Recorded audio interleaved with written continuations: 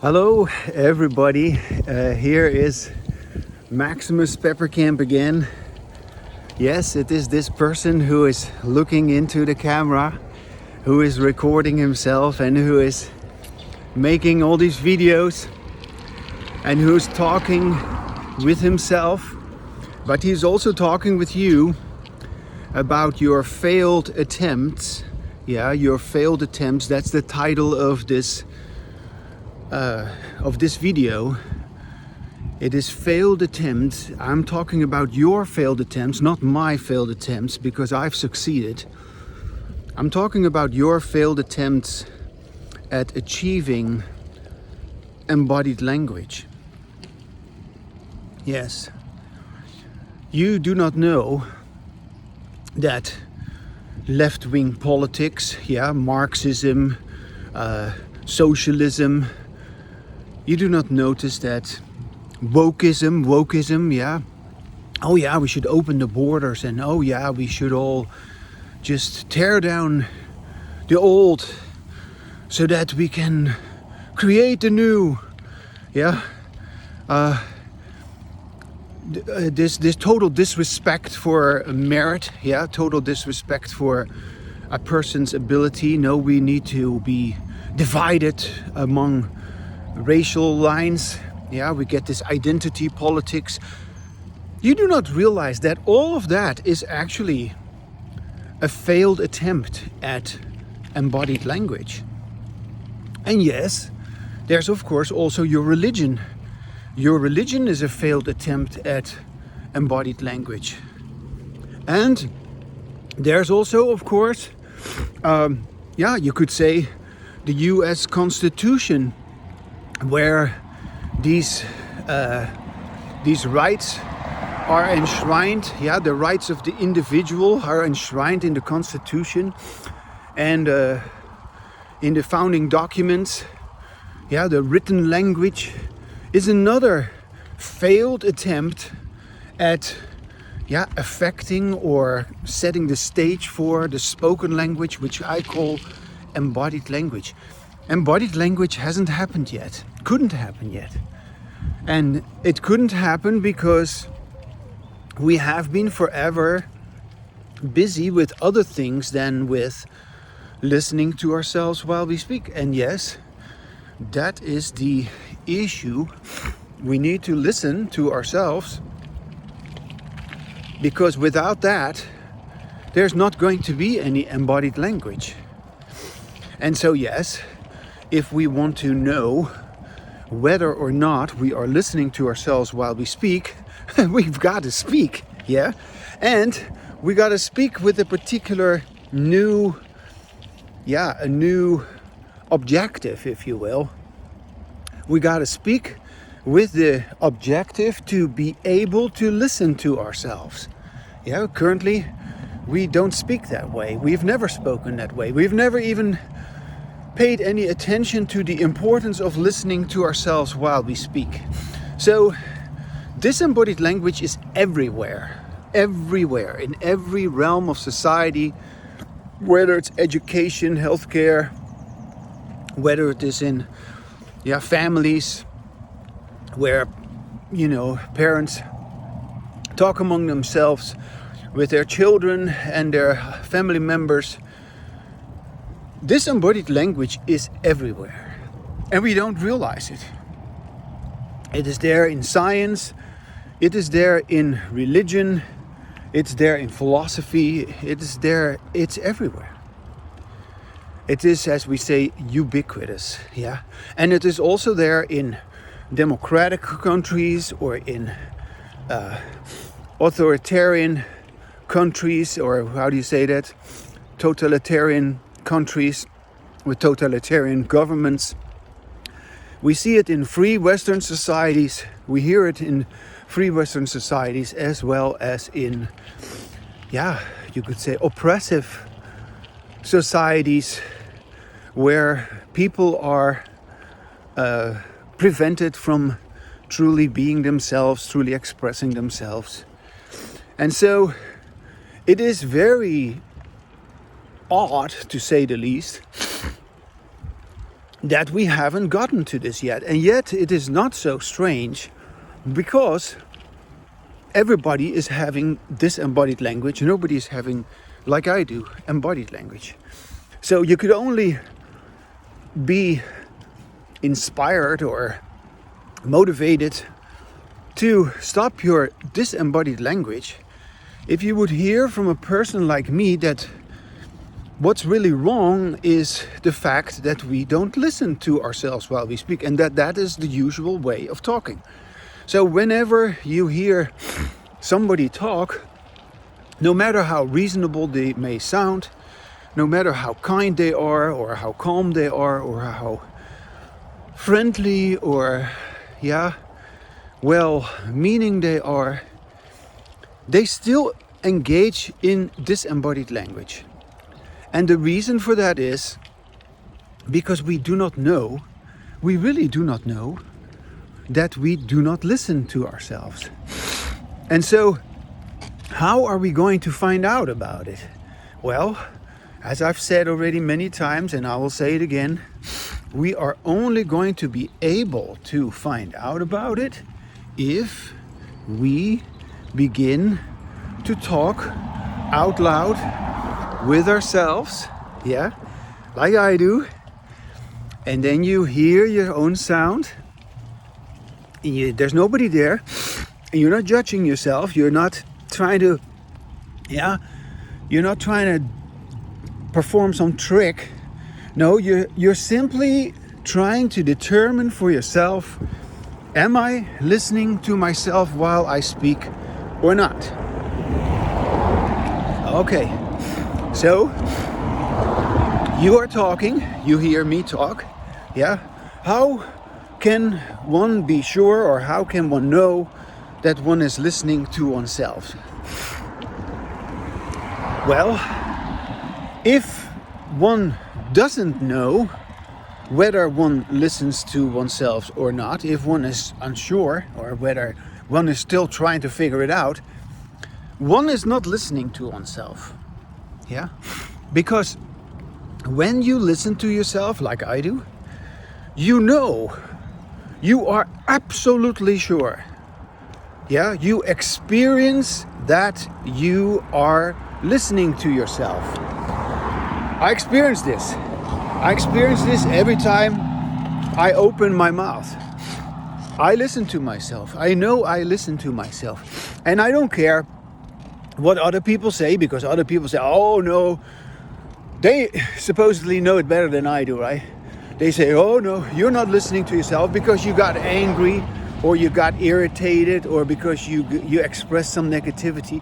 Well, no, I still listen to myself. I know what it is like to listen to myself, and you don't. And how did I come to this? If you had any kind of integrity, if you had any kind of honesty, you would want to know how it is that I am so sure about this. How can it be that I am so absolutely sure that I'm having embodied language and you don't?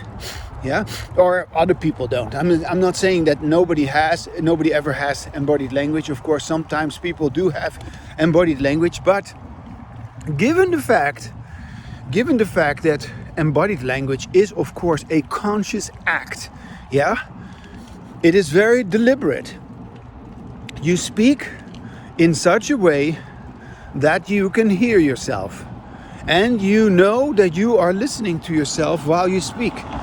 You know that is a focal point of your way of talking, always, regardless of where you are, under what circumstances. So also regardless of whether there are negative or positive emotions.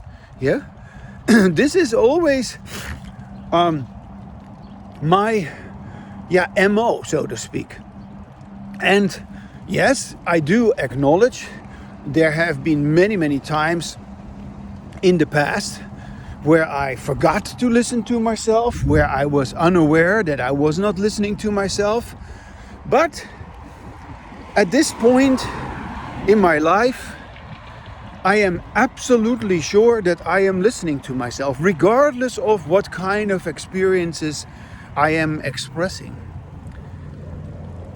And I have come to this because I have no problem acknowledging what is disembodied language and what is embodied language.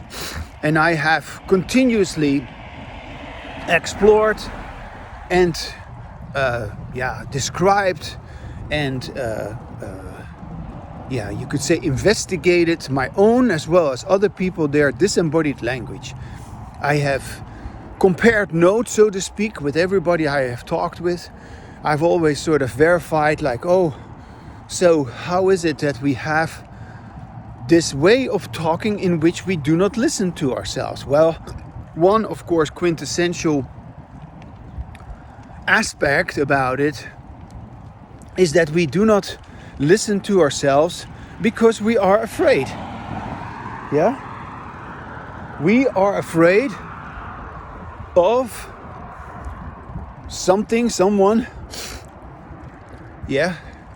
And that fear prevents us basically from communicating. So the moment our body, because this is not some sort of a rational phenomenon, the moment that our body experiences, because we talk about mind and we are supposedly thinking about these things, but no, I'm just simply talking about physiological responses, about what happens in your body. The moment our body detects a threat, the moment our body experiences some danger, immediately we are having disembodied language, or we are no longer listening to ourselves, because that is an ability, if you will, that is a possibility which only can be afforded when we are under safe, non-threatening circumstances. So we cannot afford to listen to ourselves while we speak in dangerous circumstances. It sounds strange, right? That you would almost be inclined to say, like, wow, but how do we deal with our fears then? Well, our fears are always giving rise to disembodied language. And our disembodied language is a problematic way of dealing with language. So yes, even though it happens unconsciously, automatically, we talk about the autonomic nervous system, that is a response of your autonomic nervous system, the nervous system that we have in common with other mammals. Our autonomic nervous system kicks in, and there is a completely pre-verbal or non-verbal, if you want to call it that, response of our body, which says you got to get out of here, you got to flee, you got to fight, you got to freeze. And of course there's no such thing, there's no voice, there's no nothing, you don't say this to yourself, it just happens. You freeze up, you begin to fight, you become defensive, you start to argue, or you run away, you hide, you defend, all these things. These are mobilization responses, as they call them. Mobilization, involuntary mobilization responses. Of course, there's also voluntary immobilization. For instance, when we are experiencing embodied language, we can be extremely quiet and beautifully peaceful and still, and we can just enjoy being quiet. So that's voluntary immobilization. And it's comparable to the child which is caressed by the mother, that is maybe breastfed, the child is suckling on the mother's breast.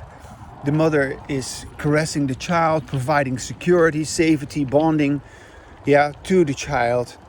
The child feels completely safe and at ease, and the child is not moving because the mother is taking care of it. And any kind of restlessness in the child causes the mother to try to regulate the child, because the child cannot self-regulate yet. And so by being regulated by the mother, by being provided with the security and the regulation from the mother, the child acquires a nervous system that is conditioned by circumstances, which is the mother. The mother is the situation in which the child grows up.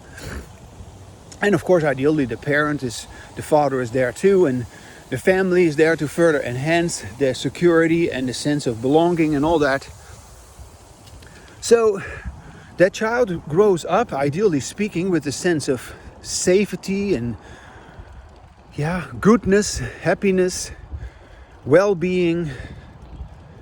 And that nervous system is conditioned, it develops in a certain way, but it is also conditioned simultaneously to experience this sense of safety.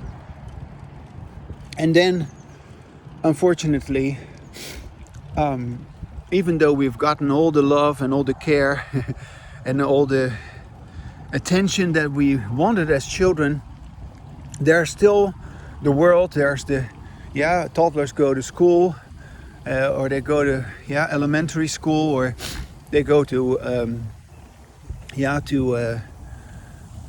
how do you say that, kiddie school. And later they go to to high school, and they go to college and all that. And so as we transition through these different stages of development, age-wise and as well as intellectually, educationally, ideally, because we usually also acquire some education during each of these different phases. As we transition to that, it's just really astonishing. Good morning.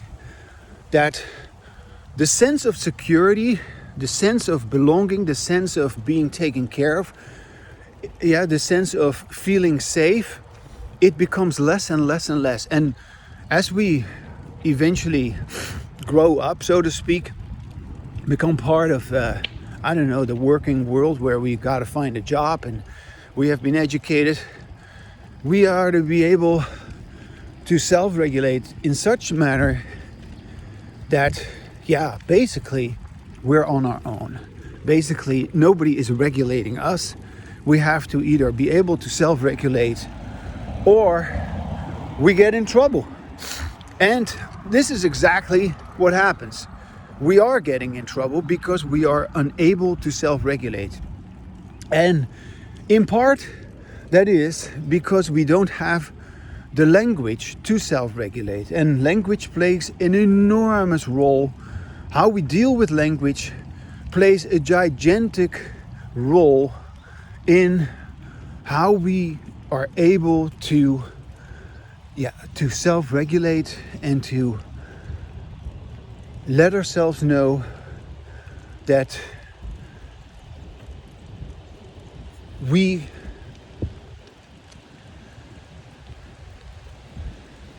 need to be able to interact not only with others but with ourselves. We need to be able to talk with ourselves out loud. Talk out loud with ourselves, like I do. Because unless we do that, unless we are able to do that, unless we are willing to do that, unless we are courageous enough to do that, intelligent enough to do that, we cannot hear the instruction that we need to let ourselves know about what we need to do to create for ourselves that environment in which we thrive, that environment in which we can have embodied language, that environment in which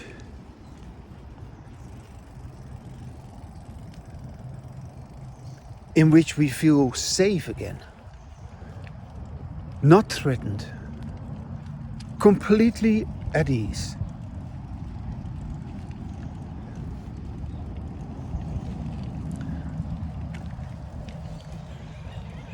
That is what embodied language is. And we have never been able to talk about this because our disembodied language has continued, and as long as that threatening way of dealing with language was dominating our lives, we were unable to have this, to do this.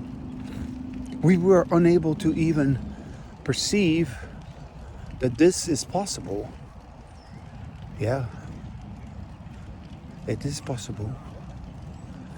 It is not only possible, it is necessary. And it is urgently necessary.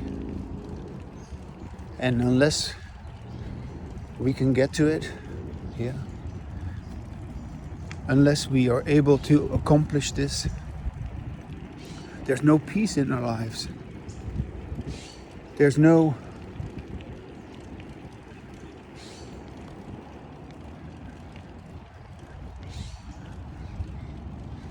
order.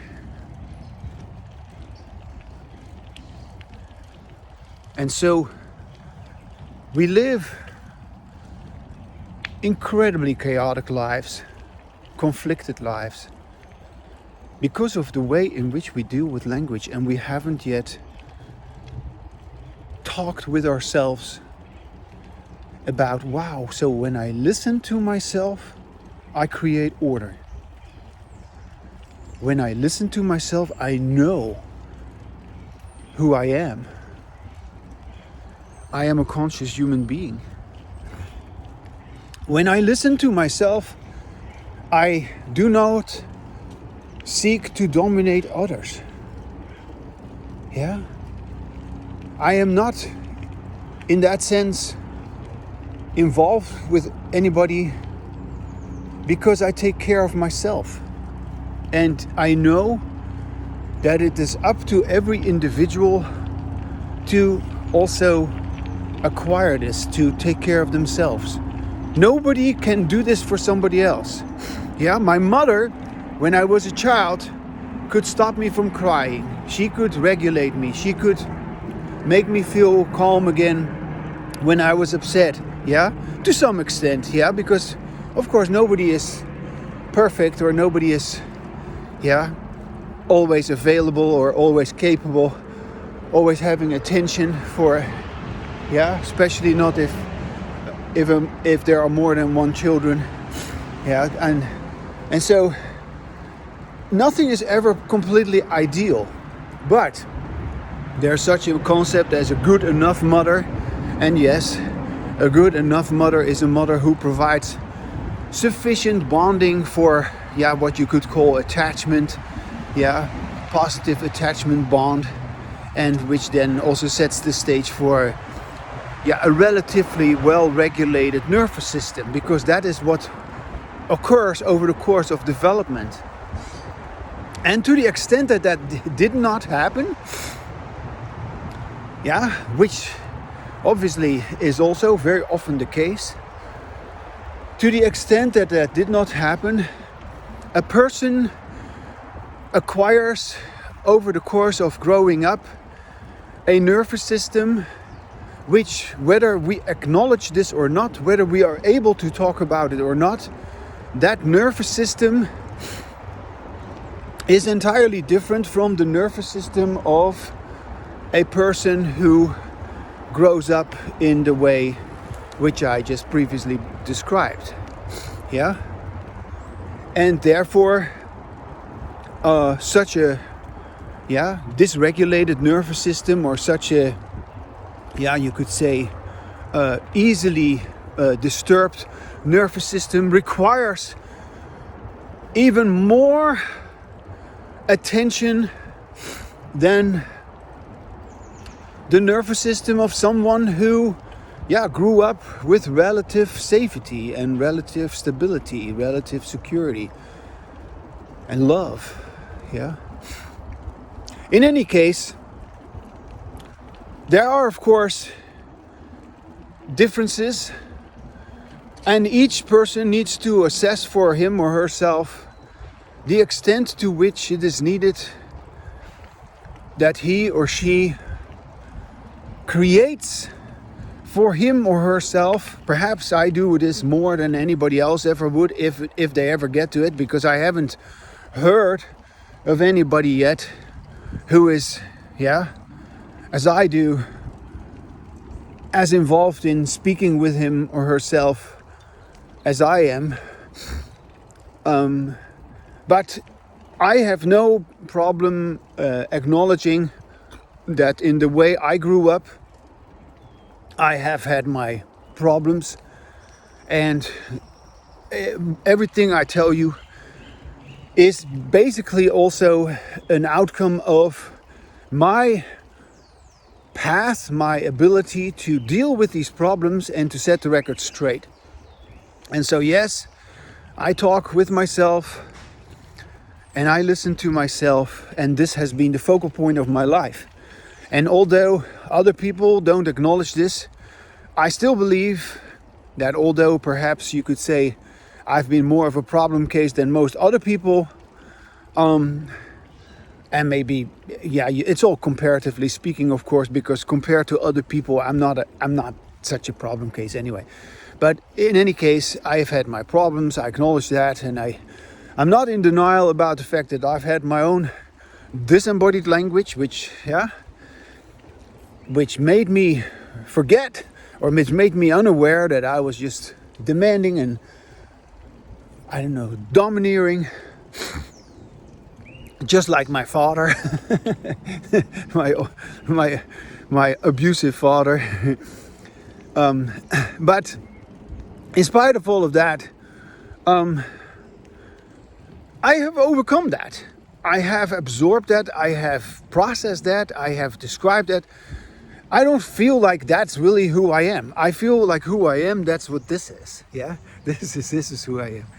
Yeah, and so you can hear that, you can see that, you can feel that, and it is with this embodied language.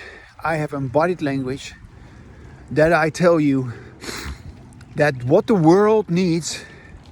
Yeah, the world, they say, what the world needs love, the world needs love, love, sweet love. No, we do not need, good morning. Of course we do need love, but what we really mean to say is we need to have language that is loving language, yeah. And that is what embodied language is, yeah. And yeah, you could say simply disembodied language in which we do not listen to ourselves, in which we disconnect from ourselves, in which we dissociate, in which we are fighting and fleeing and arguing, endlessly having conflicts, endlessly. We're all combobulated, we're all stressed out, we're all distracted, we're all over the place with our disembodied language. That's unloving language, yeah. That would be a way to say it. Good morning. It doesn't matter how you call it. What matters is that there's a difference between when you listen to yourself and when you don't. And your perception of your language is going to be entirely different when you listen to yourself. And yes, there are far-reaching implications of that. Yeah, implications that go into whether or not we are scientific, whether we are objective. Yeah, because how can you possibly be objective if your use of language is based on a way of talking in which you do not even listen to yourself, in which nobody listens to himself? How can you be objective? Yeah. So, to keep our bias, yeah, we gotta sort of start listening to ourselves, and we gotta sort of stop having that kind of way of dealing with language in which, yeah, we do not listen to ourselves. Yeah. Okay, I'm gonna sit here for a little bit.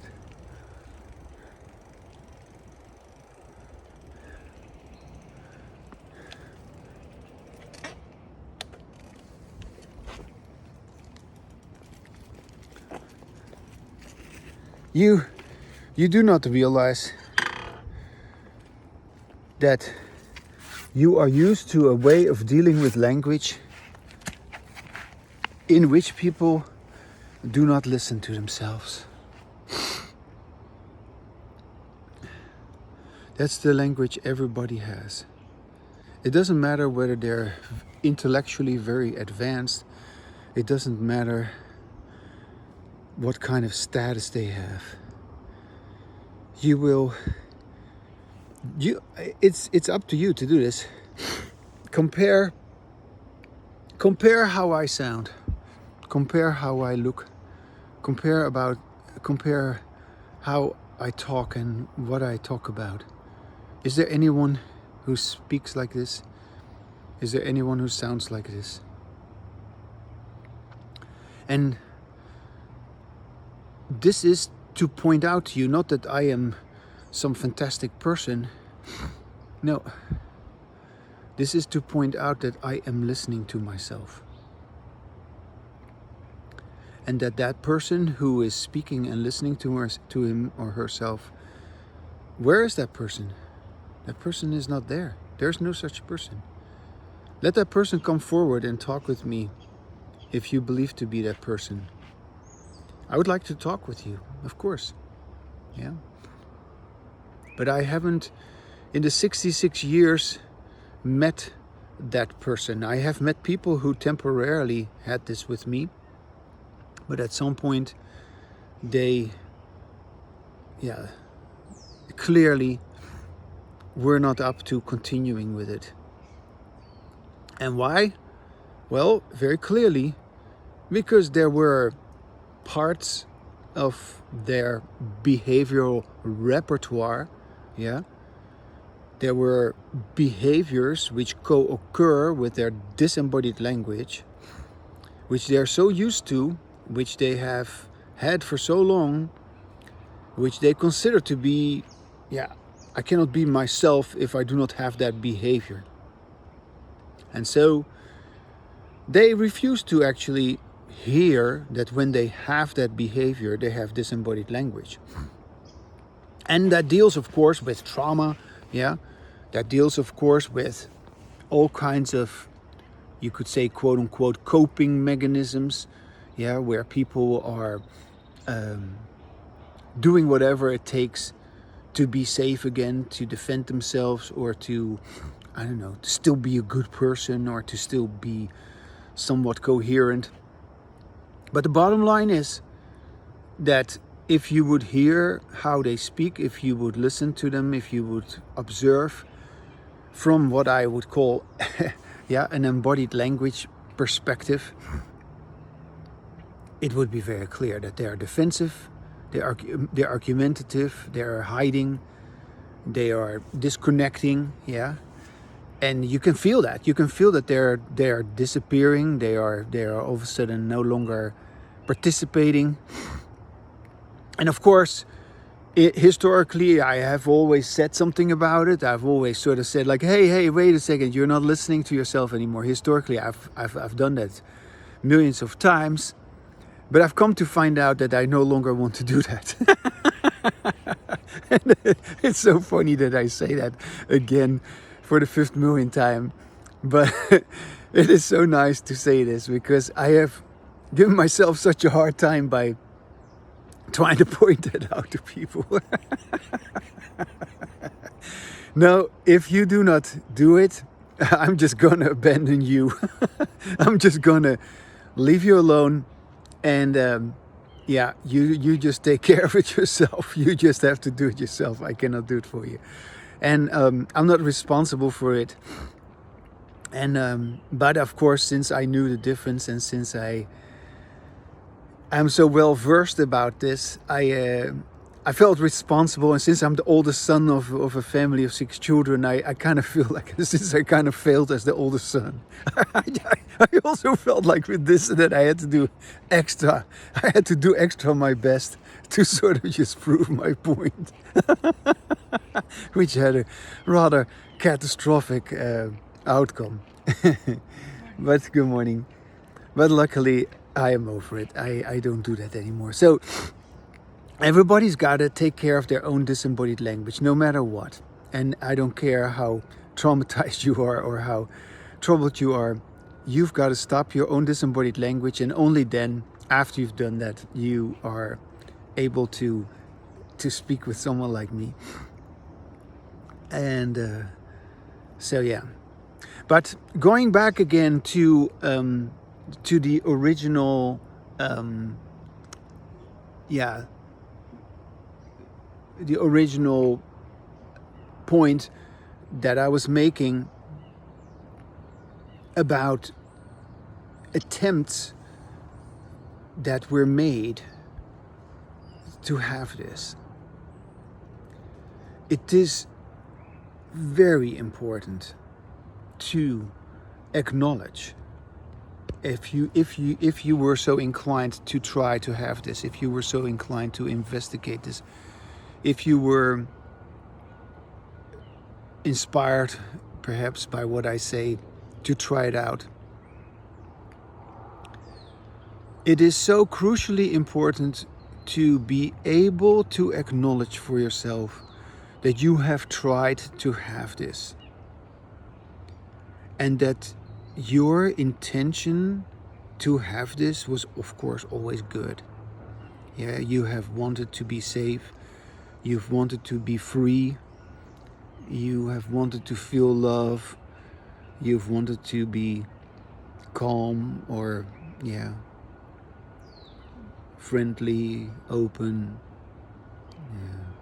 understanding, empathetic, all these wonderful things.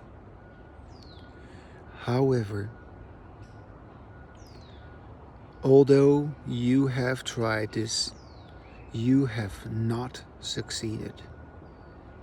And you have to admit your big failure at this. For yourself. You have to let yourself know that although you have tried, you failed. And you failed not just once, you failed many times. And you have failed so often that you don't want to try it anymore. And you failed so often that you have completely forgotten about it. That you are completely oblivious of it. That you don't even want to know about it anymore. Because it is a failure. It is a lack of competency, a lack of skill, a lack of awareness, a lack of understanding, a lack of self-knowledge. And so only when you can wholeheartedly, yes, and you may shed some tears about this, you may have to hold yourself, begin to hold yourself, begin to love yourself, when in fact you admit that you've never loved yourself, that you've never held yourself, that you've never truly cared about yourself.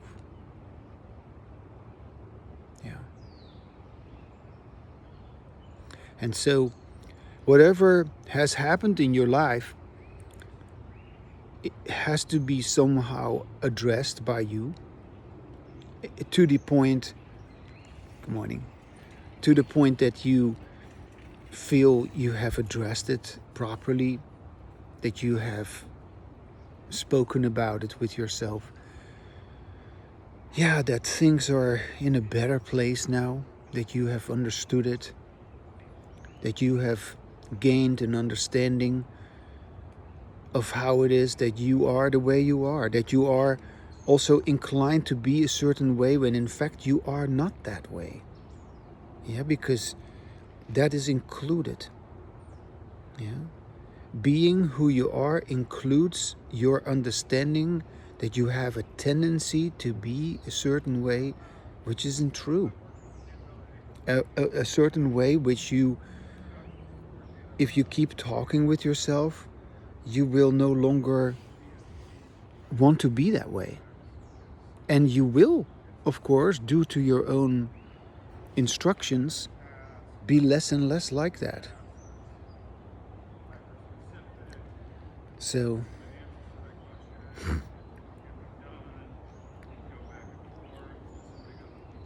that's a big undertaking.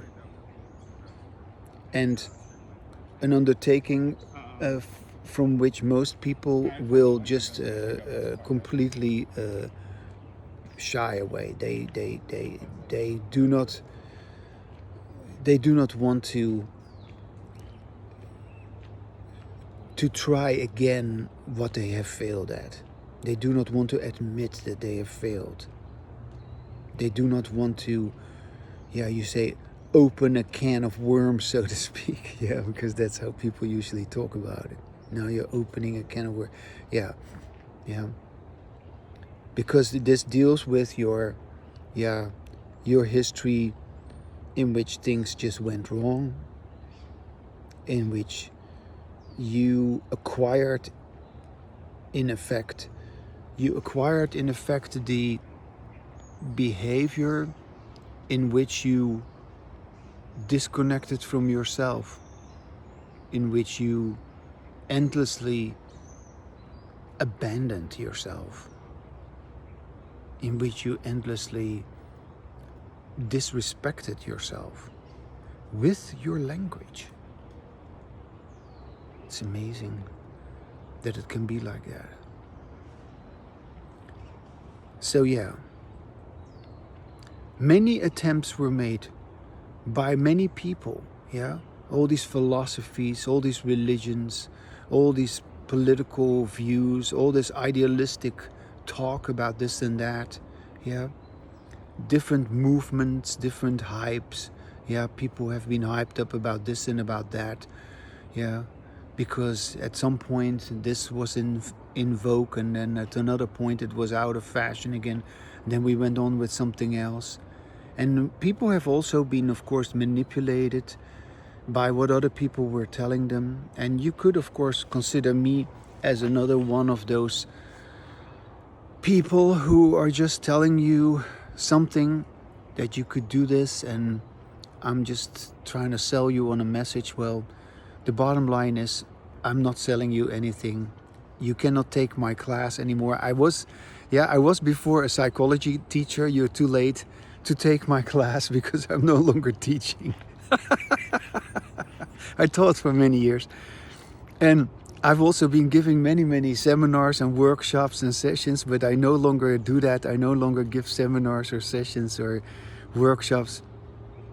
I only aim to have this conversation with you, and that only if you consider yourself to be ready, you are able to stop your own disembodied language, and then you will contact me, and then we'll have embodied language. But other than that, I have no interest in you or in anybody, because it doesn't serve my purpose. It doesn't do me any good. The only thing that does me good is to have this.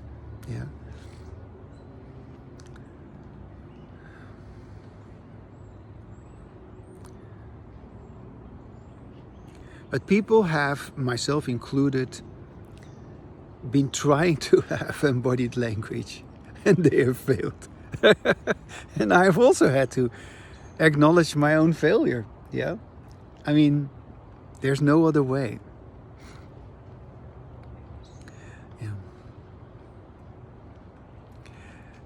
I'm reminded of a poem that I wrote about this, but I'm not going to say this poem this time, because I have said that poem in the past. Good morning.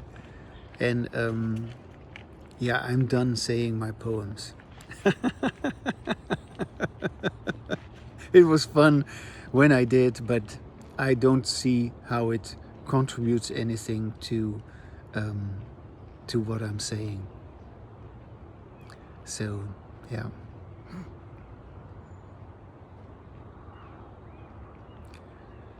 It's funny how people have created stories, poems, music, art, I don't know. There's all kinds of stuff that people have done to supposedly express the truth or to express beauty or to, yeah, to immortalize themselves or to, I don't know, to create something which is beautiful.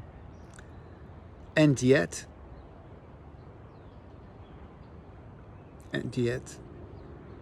they have never succeeded in having ongoing embodied language.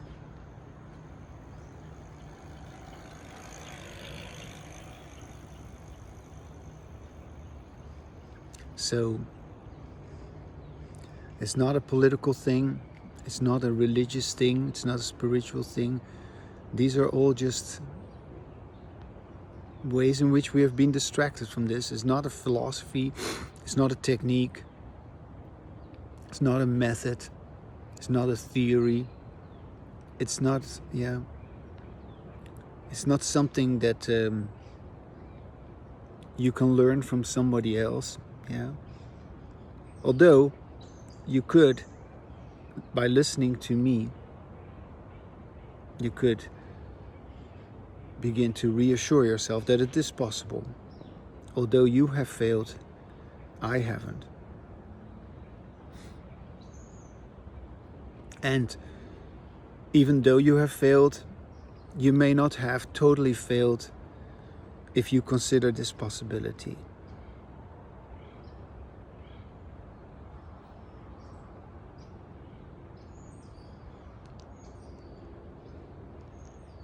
I wish you could feel what I feel right now.